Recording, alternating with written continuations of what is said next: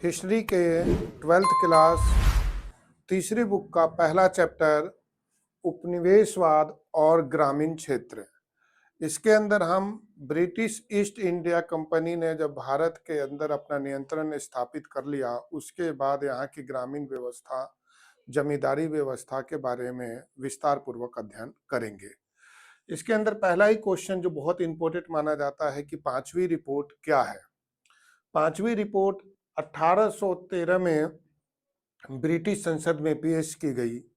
ये 1002 पेजों की ये पूरी रिपोर्ट थी और इस रिपोर्ट के अंदर ब्रिटिश संसद में ब्रिटिश ईस्ट इंडिया कंपनी के कार्य प्रणाली पर लेकर काफी चर्चा हुई और ये भी कहा गया कि ब्रिटिश ईस्ट इंडिया कंपनी ने अपने प्रभाव का भारत में गलत प्रयोग किया है।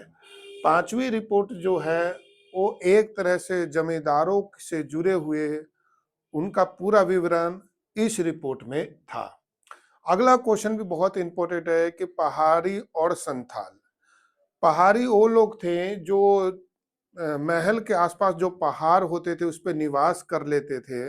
इनका जीवन जरा कष्टमय होता था क्योंकि सुविधाएं इतनी नहीं होती थी और ये चारागाह, मुख्य रूप से ये पशुओं को ही पालते थे, लेकिन लूटपाट प्रवृत्ति के ये थे। संथाल वो थे जो जंगलों में रहते थे, अपनी परंपरा, अपने जंगली व्यवस्था से जुड़े हुए थे और चावल तथा कपास की ये खेती कर लिया करते थे। लेकिन पहाड़ी हो या संथाल, इन दोनों में एक चीज बहुत कॉमन थी। ये दोनों जो थे वो बाहरी लोगों के हस्तक्षेप को इन्होंने बिल्कुल भी बर्दाश्त नहीं किया। पहाड़ी लोगों को भी ये भी पसंद नहीं था कि पहाड़ों पे किसी भी तरह के ब्रिटिश ईस्ट इंडिया कंपनी या कोई और बाहरी लोग हस्तक्षेप करें। और संथालों ने भी उस अवस्था में विरोध करना शुरू कर दिया जब इन्होंने देखा कि उनके जंगली क्षेत्रों में ब्रिटिश ईस्ट इंडिया कंपनी और जमींदारों का हस्तक्षेप बढ़ रहा है।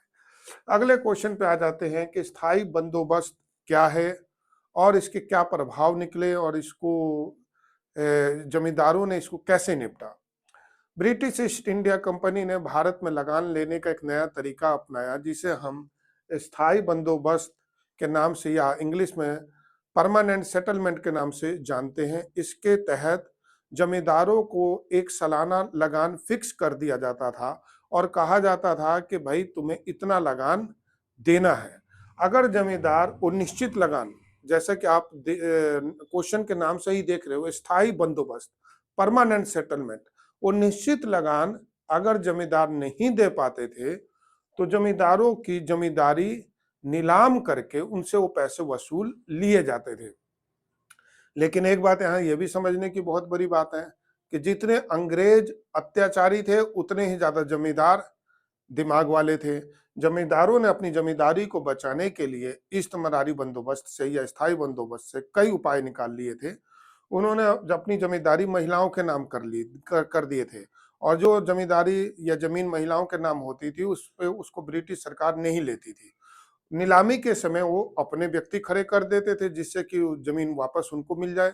और तीसरा ये कि जो जमींदार थे वह नकली कागज भी बना लेते थे जिससे मालूम ही नहीं चल पाता था कि उनकी जमींदारी आखिर कितनी है। इस तरह से जो जमींदार थे वो विभिन्न तरीकों को अपनाकर अपनी जमींदारी को बचाने का प्रयास करते थे।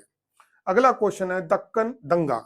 दक्कन के क्षेत्र में दंगा हुआ 1875 में और 1875 12 मई 1875 का हुआ ये दंगा अपने आप में 1857 के विद्रोह से किसी भी तरह से कम नहीं था।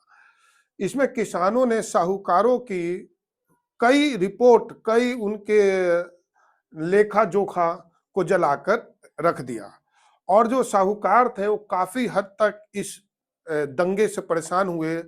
इसकी गूंज ब्रिटिश संसद तक भी सुनाई दी और इसके ऊपर एक रिपोर्ट बनाकर ब्रिटिश पार्लियामेंट में प्रस्तुत की गई।